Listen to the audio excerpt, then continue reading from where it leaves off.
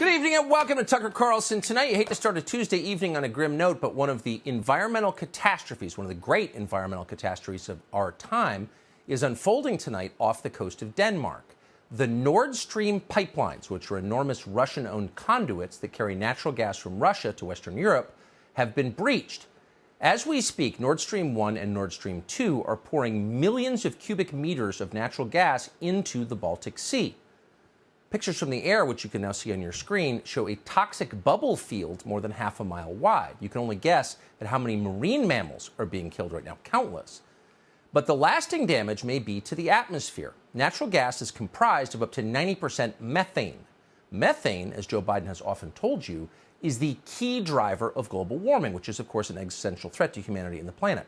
So if you're worried about climate change, what just happened to the Nord Stream pipelines is as close to the apocalypse as we have ever come. So the question is, how did this happen? And it turns out it was not an accident. At the very same time that leaks in these pipelines were detected, Swedish officials recorded two powerful undersea explosions, each one of which was equivalent to hundreds of pounds of TNT. Nothing in nature can account for that. Almost immediately, the pipelines began leaking in three separate places. So there's only one explanation for what happened. This was an act of industrial terrorism. That was very obvious to the Prime Minister of Poland, and he wasted no time in saying so. Watch. Today, we are also dealing with an act of sabotage. We do not know the details of what happened yet, but we can clearly see that it is an act of sabotage, an act that probably marks the next stage in the escalation of the situation we are dealing with in Ukraine. We can clearly see, he said, this was an act of sabotage, an act of terrorism. Well, yes, we can see that. So the question is who did it, and of course the prime suspect is obvious. It would be the same man who caused domestic inflation here in the U.S.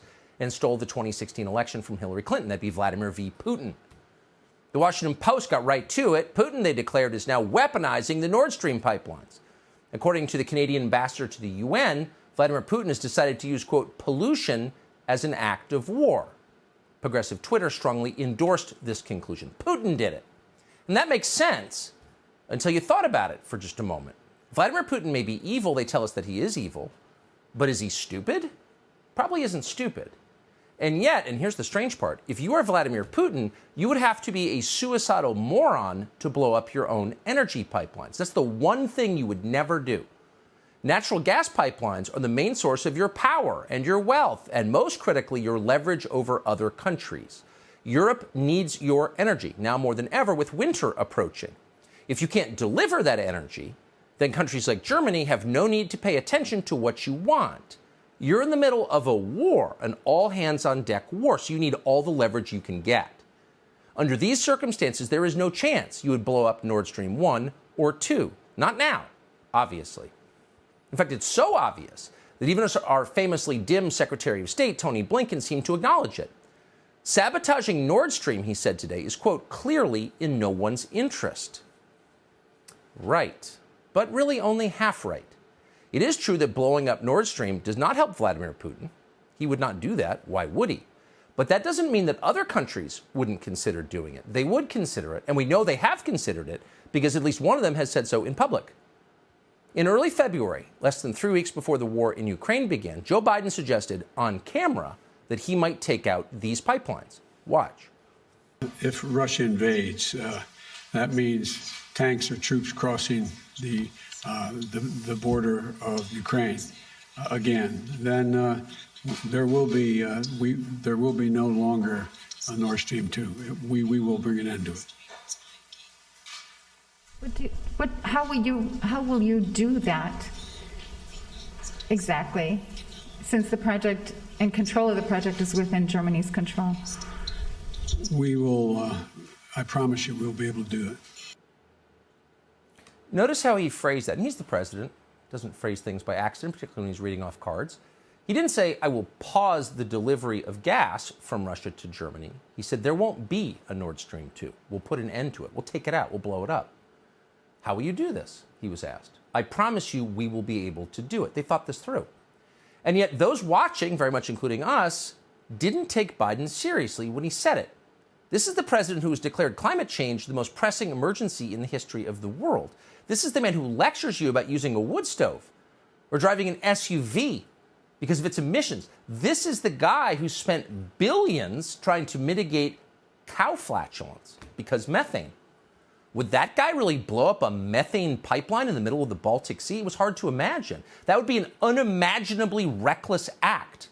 That would be the kind of thing you would do if you wanted to start a nuclear war. It would be insane. And yet, in retrospect, it's obvious they were thinking about this because Joe Biden wasn't the only person to suggest it. Toria Nuland at the State Department said pretty much the very same thing. Nuland is a lifelong war cheerleader. She worked to bring about the Iraq invasion, never apologized, kept going. She helped engineer the coup that overthrew the Ukrainian government some years back. So clearly she's capable of anything. But environmental terrorism, even for Toria Nuland, that seemed too much, too extreme. And yet here she is in January. With regard to Nord Stream 2, we continue to have very strong and clear conversations with our German allies, and I want to be clear with you today. If Russia invades Ukraine, one way or another, Nord Stream 2 will not move forward. One way or the other, we'll stop Nord Stream. Now, looking back, those words seem chilling 8 months later as natural gas pours into the Baltic Sea and into the atmosphere. So you have to ask, could the Biden administration really do something like this? We can't say for sure. We don't know for sure. We can tell you that close allies of the Biden White House believe they certainly did do it. Radek Sikorski is a Polish politician. He's chairman of the EU-USA delegation in the European Parliament. He's connected. He's also the husband of regime stenographer Anne Applebaum of The Atlantic magazine.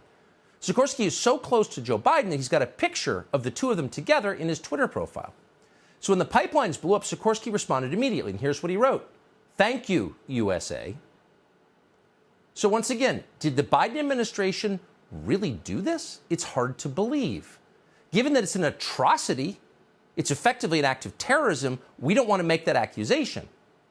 But we should tell you that, maybe not coincidentally, today a brand new pipeline was unveiled, a pipeline that carries non-Russian natural gas in roughly the same area as Nord Streams 1 and 2.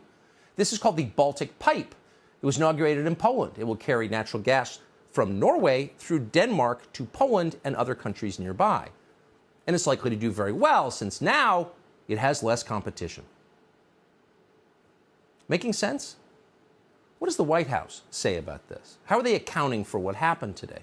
Well, they're not exactly enthusiastically denying responsibility for it. Instead, they're looking at the upside.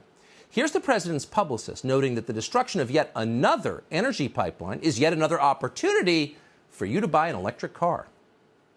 As you all know, these pipelines weren't pumping gas into Europe at this time. NS2 was never operational, as you guys know. NS1 has not been operational for weeks because Putin has weaponized energy, and we have said this many times before. This just drives home the importance of our efforts to work together to get alternative gas supplies to Europe and to support efforts to reduce gas consumption and accelerate true energy independence by moving to clean energy economy. Oh, moving to clean energy, say the people who very may well be responsible for letting methane into the Baltic Sea and into the atmosphere at a scale that most people can't imagine. The people lecturing you about your SUV may have blown up a natural gas pipeline and created one of the great catastrophes of our time in its effect on the environment. If they did this, this will be one of the craziest, most destructive things any American administration has ever done. But it would also be totally consistent with what they do. What do? They destroy. These people build nothing, not one thing.